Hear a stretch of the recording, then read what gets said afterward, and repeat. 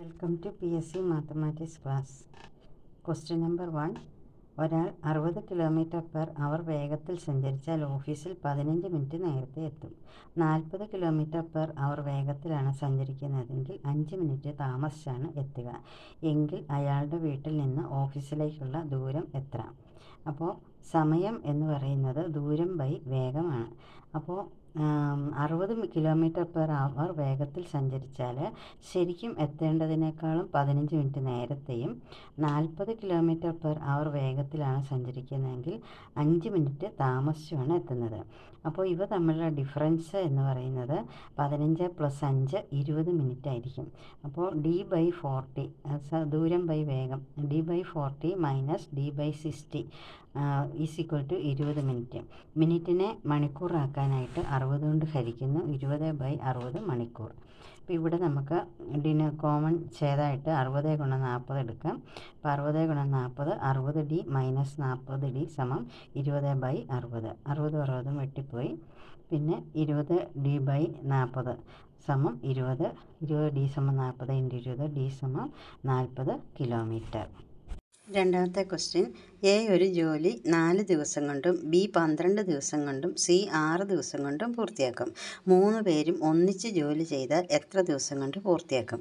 അപ്പോൾ എ ഒരു ജോലി 4 ദിവസം കൊണ്ട് തീർക്കുന്നു എന്ന് പറയുമ്പോൾ എ ഒരു ദിവസം ചെയ്യുന്ന ജോലി എത്രയായിരിക്കും? 4/1. മൊത്തം ജോലിയുടെ 4/1. എ ഒരു ദിവസം ചെയ്യുന്ന ജോലി 4/1.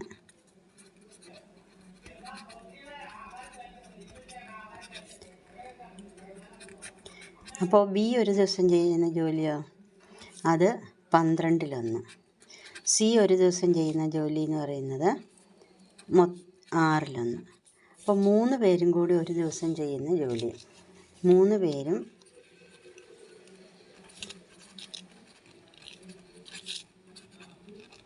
ഒരു ദിവസം ചെയ്യുന്ന ജോലി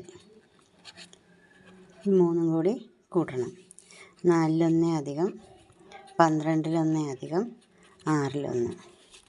ഇപ്പോൾ ടോട്ടൽ 12 LCM ആയിട്ട് എടുത്താൽ 4 × 3 12, 1 × 3 12 × 1 12, 1 12 1 × 1 6 × 2 12, 1 × 2. അപ്പോൾ 6/12, അതായത് വെട്ടിച്ചെറുതാക്കുമ്പോൾ 2/1. അപ്പോൾ 3 പേരും കൂടി ഒരു ദിവസം ജോലിയുടെ 2/1 ഭാഗം ചെയ്യും. അപ്പോൾ ജോലി തീർക്കാൻ വേണ്ടുന്ന ദിവസം, ജോലി പൂർത്തിയാക്കാൻ വേണ്ടി വരുന്ന ദിവസം അപ്പോൾ 2 ദിവസം മതിയാകും. അപ്പോൾ ഇത് വേണമെങ്കിൽ ഇതിനൊരു ഫോർമുല ഉണ്ടാക്കാം. അതായത് ഒരു ദിവസം ഒരു ജോലി X ദിവസം കൊണ്ട് ചെയ്യുന്നതെന്ന് വിചാരിക്കുക. ബി Y ദിവസം കൊണ്ടും സി Z ദിവസം കൊണ്ടും ചെയ്യുന്നതെന്ന് വിചാരിക്കുക. അപ്പോൾ എക്ക് ഒരു ദിവസം വേണ്ടി വരുന്നത് 1/X, ബിക്ക് 1/Y, സിക്ക് 1/Z. 3 പേരും കൂടി ഒരു ദിവസം ചെയ്യുന്ന ജോലി XYZ കോമൺ ഡിനോമിനേറ്ററായിട്ട് എടുക്കുകയാണെങ്കിൽ എക്സിൻ്റെ XYZ, ഈ എക്സ് എന്നുള്ളത് YZ കൂടെ മൾട്ടിപ്ലൈ ചെയ്തു. അപ്പോൾ പൊക്കത്തിലെ ഒന്നിനോടും YZ മൾട്ടിപ്ലൈ ചെയ്തു. ഇവിടെ Y എന്നുള്ളത് XZ ആയി. അപ്പോൾ മുകളിലും XZ മൾട്ടിപ്ലൈ ചെയ്തു. ഇവിടെ Z എന്നുള്ളത് XYZ ആയപ്പോൾ മുകളിലും XY മൾട്ടിപ്ലൈ ചെയ്തു. അപ്പോൾ ഇതാണ് ഒരു ദിവസം ചെയ്യുന്നത്. അപ്പോൾ അവർക്ക് വേണ്ടി വരുന്ന ദിവസം അതിൻ്റെ തല തിരിച്ചിട്ടാൽ മതി. XYZ/YZ + XZ + XY. ഇങ്ങനെ ഒരു ഫോർമുല കാണാതെ പഠിക്കുകയാണെങ്കിൽ ഇങ്ങനെയുള്ള പ്രോബ്ലം ചെയ്യുമ്പോൾ എക്ക് വേണ്ടി വരുന്ന ദിവസം 3 പേർക്കും വേണ്ടി വരുന്ന ദിവസം മുകളിൽ മൾട്ടിപ്ലൈ ചെയ്യുക.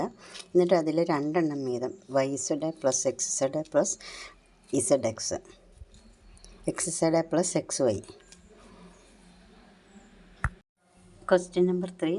ഒരു സൈക്കിൾ 25% നഷ്ടത്തിൽ 3000 രൂപയ്ക്ക് വിറ്റെങ്കിൽ ആ സൈക്കിളിൻ്റെ വാങ്ങിയ വില എത്ര? അപ്പോൾ സൈക്കിളിൻ്റെ വാങ്ങിയ വില എത്രയാണോ അതിൻ്റെ വെറും 75% മാത്രമേ നമുക്ക് വിറ്റപ്പോൾ കിട്ടിയുള്ളൂ. അതായത് 25% നഷ്ടത്തിലാണ് വിറ്റത്.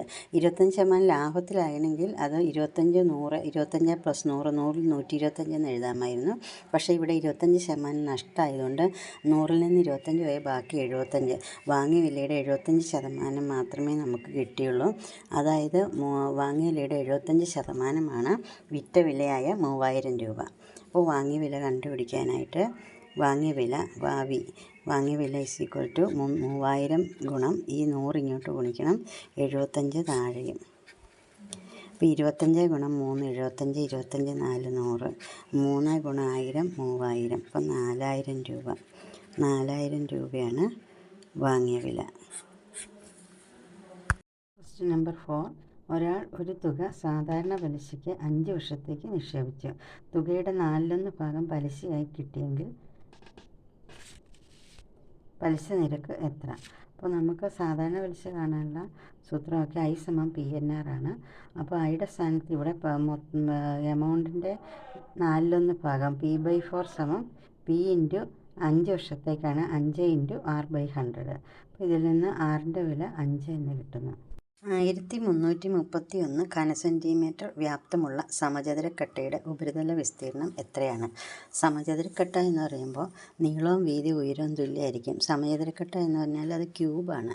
അപ്പോൾ ഒരു ക്യൂബിൻ്റെ നീളവും വീതി ഉയരവും തുല്യമായിരിക്കും. അപ്പോൾ ഒരു വശം A ആണെങ്കിൽ 6 വശം 6, ഈ ഒരു വശം A ആണെങ്കിൽ എല്ലാ വശവും ഒരു വശത്തിൻ്റെ നീളം A ആണെങ്കിൽ എല്ലാ വശവും A ആയിരിക്കും. അപ്പോൾ അതിൻ്റെ വ്യാപ്തം എന്ന് പറയുന്നത്, വ്യാപ്തം കാണാനുള്ള സൂത്രവാക്യം എന്ന് പറയുന്നത് A³ ആയിരിക്കും. A³ 1331 എന്ന് തന്നിട്ടുണ്ട്. അപ്പോൾ A എന്ന് പറയുന്നത് √1331. അതായത് ഏത് സംഖ്യ 3 പ്രാവശ്യം ഗുണിച്ചാലാണ് 1331 കിട്ടുന്നത്. അപ്പോൾ 11 ആണ്. 11നെ 3 പ്രാവശ്യം ഗുണിച്ചാൽ 1331 കിട്ടും. അപ്പോൾ നമുക്ക് ഒരു വശം കിട്ടി. ഇനി ഉപരിതല വിസ്തീർണം കണ്ടുപിടിക്കണം. ഉപരിതല വിസ്തീർണം കണ്ടുപിടിക്കാനുള്ള സൂത്രവാക്യം 6A² ആണ്. കാരണം 6 മുഖമുള്ളത് 1 2 3 4 5 6. അപ്പോൾ ഇവിടെ 2 4, പിന്നെ പൊക്കത്തിലും താഴെ, അങ്ങനെ 6 മുഖം. ഒരു മുഖത്തിൻ്റെ ഈ നീളവും വീതിയൊക്കെ തുല്യമായതുകൊണ്ട് A × A² ആയിരിക്കും വിസ്തീർണം. അപ്പോൾ അങ്ങനത്തെ 6 മുഖങ്ങളുടെയും കൂടെ വിസ്തീർണം എന്ന് പറയുമ്പോൾ 6 × A². A എന്ന് പറയുന്നത് 11 ആണ്. 11 × 11 121. 121 × 6 ആകുമ്പോൾ 726 സെൻറ്റിമീറ്റർ സ്ക്വയർ, അല്ലെങ്കിൽ ചതുരശ്ര സെൻറ്റിമീറ്റർ. 726 ചതുരശ്ര സെൻറ്റിമീറ്റർ. 726. അടുത്ത ക്വസ്റ്റ്യൻ. 1 + 3 + 5 + 7 + etc. + 1331 വില എത്രയാണ്? ഇവിടെ 1 2 3 3 2 5 5 2 7 etc. ഇതൊരു പൊതുവ്യത്യാസം 2 ആയിട്ട് വരുന്ന ഒരു അരിത്തമെറ്റിക് പ്രോഗ്രഷനാണ്, സമാന്തര പ്രോഗ്രഷൻ. അതിൻ്റെ ആദ്യ പദവും അവസാന പദവും തന്നിട്ടുണ്ട്. അപ്പോൾ ആകെ എത്ര പദങ്ങളുണ്ടെന്നറിയാൻ അവസാന പദം മൈനസ് ആദ്യ പദം ബൈ പൊതുവ്യത്യാസം +1 എന്ന സൂത്രമൊക്കെ ഉപയോഗിച്ചാൽ മതി. അവസാന പദം മൈനസ് ആദ്യ പദം ബൈ പൊതുവ്യത്യാസം D +1. അപ്പോൾ ഇവിടെ അവസാന പദം 1331. അതിൽ നിന്ന് 1 പോയാൽ 1330 ബൈ പൊതുവ്യത്യാസം ഇവിടെ 2 ആണ്. 2 + 1. അപ്പോൾ ഇത് ഹരിക്കുമ്പം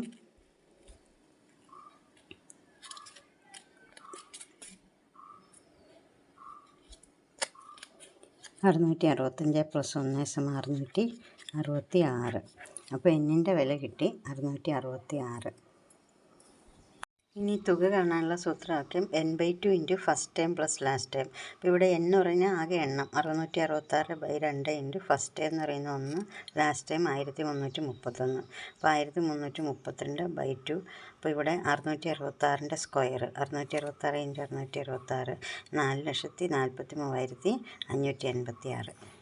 ഏഴാമത്തെ ക്വസ്റ്റ്യൻ 6√3, 4√7, 3√13, 5√5 എന്നീ സംഖ്യകളിൽ വലിയ സംഖ്യയും ചെറിയ സംഖ്യയും യഥാക്രമം ഡാഷ് ഡാഷ് എന്നിവയാണ്. അതായത് വലിയ സംഖ്യയും ചെറിയ സംഖ്യ ഏതാണെന്ന് കണ്ടുപിടിക്കണം. അപ്പോൾ റൂട്ടൊന്നും കണ്ട് പേടിക്കണ്ട. ഇതിൻ്റെ എല്ലാത്തിനും നമുക്കങ്ങ് എല്ലാത്തിനും വർഗ്ഗം കണ്ടുപിടിക്കാം. അപ്പോൾ പിന്നെ വലിയ സംഖ്യയും ചെറിയ സംഖ്യയും കണ്ടുപിടിക്കാൻ എളുപ്പമല്ലേ. 6√3ൻ്റെ സ്ക്വയർ എന്ന് പറയുമ്പോൾ 6ൻ്റെ സ്ക്വയറും √3ൻ്റെ സ്ക്വയർ എന്ന് പറയുമ്പോൾ 3, അതായത് 36 ഗുണം 3 108. ഇനി 4√7ൻ്റെ സ്ക്വയർ എന്ന് പറയുമ്പോൾ 4ൻ്റെ സ്ക്വയർ 16ഉം √7ൻ്റെ സ്ക്വയർ 7ഉം വരും. അപ്പം 112. അടുത്തത് 3√13ൻ്റെ സ്ക്വയർ, 3ൻ്റെ സ്ക്വയർ 9ഉം √13ൻ്റെ സ്ക്വയർ 13ഉം, അപ്പോൾ അത് 117. അടുത്തത് √5ൻ്റെ സ്ക്വയർ 5ൻ്റെ സ്ക്വയർ 25ഉം √5ൻ്റെ സ്ക്വയർ 5ഉം 25 ഗുണം 5 125. അപ്പോൾ ഈ സ്ക്വയറുകളിൽ ഏറ്റവും വലുത് 125ആണ്. അത് 5√5ൻ്റെ സ്ക്വയറാണ്. ചെറുത് 108ആണ്. അത് 3√3ൻ്റെ സ്ക്വയറാണ്. അപ്പോൾ നമ്മുടെ ക്വസ്റ്റ്യനകത്ത് സംഖ്യകളിൽ വലുതും ചെറുതും യഥാക്രമം. അപ്പോൾ വലിയ സംഖ്യ ആദ്യം എഴുതണം 5√5, രണ്ടാമത്തെ ഡാഷിൽ ചെറിയ സംഖ്യ എഴുതണം 6√3.